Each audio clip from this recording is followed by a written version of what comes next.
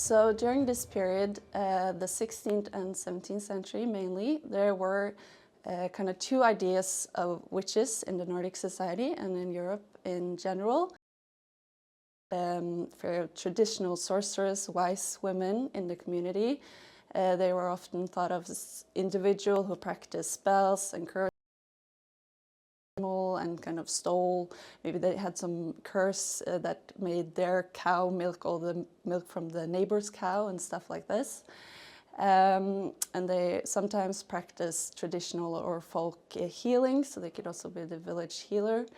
But from kind of the 16th century, you had this new idea of the demonological teachings that thought of witches as women most often, sometimes men, who participated in groups and covens where they worshipped the devil, and they didn't have their own power. They got their power from the devil and the evil forces, and they met on top of mountains on witches' Sabbaths, and they could transform into other animals, shape-shifting, and they were also thought to use this dark magic to harm people and animals and cause bad weather and stuff like this. And then you also had a third fear of, and that's mostly in Norway, in northern Norway, about the Sami people and people practicing pagan, unchristian beliefs. And in those cases, there were also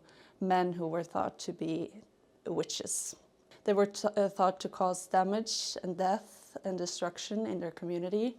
And they were often thought of, or often we see that it was people who the community was scared of for some reason.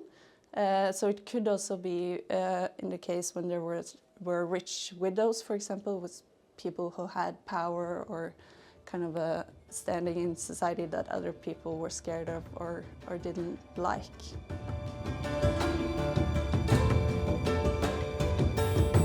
So the big European witch trials and witch crazes, and the Norwegian trials as well, they took place during centuries that were part of the Little Ice Age, so a period where there was often years or periods of frost, a lot of rain, and failed harvests. And we see in the court documents that witches were often blamed for these hardship that people faced. So you can imagine living in a farming community and you lost all your harvest, and people looked for explanations for why they were suffering.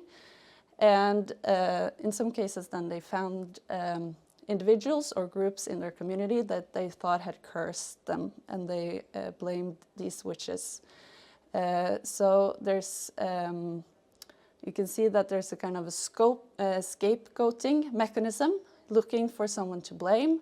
It's unfortunate human trait, and historians have seen that in periods of where there were a lot of frost periods and failed harvest, the number of witch trials and executed witches increase.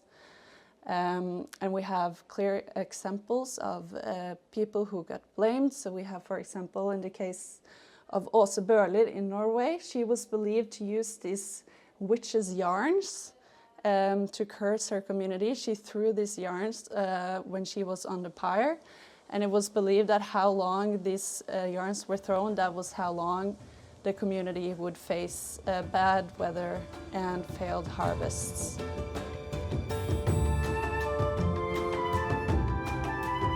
So they had proper trials, but they were very different from what we have today. So they were the witches did not have a right to a defendant like you do today, and there was really a different level of need of evidence and proof. So people could get judged just based on rumors and testimonies of other people in the community.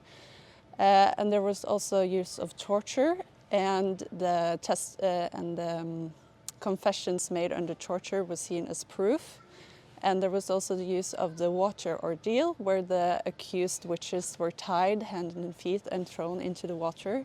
And if they floated, they were seen as guilty. And if they sank, they were seen as not guilty, but most people floated. So you can see how that is really different from today. Yeah.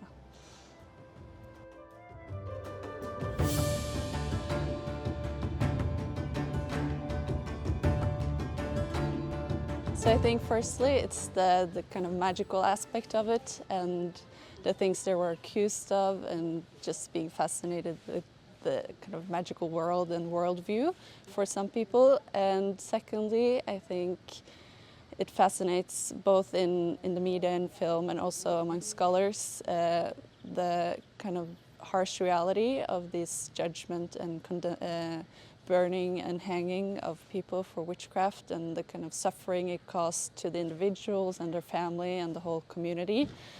And lastly also, I think especially for scholars, it's what we can learn of this today, kind of how we tend to, the judicial system, but also blaming minorities and marginalized people for sufferings or hardship in the communities, and how we have done this in previous time, but we can still see how this is done today, not necessarily in witch trials, but in similar kind of blaming people.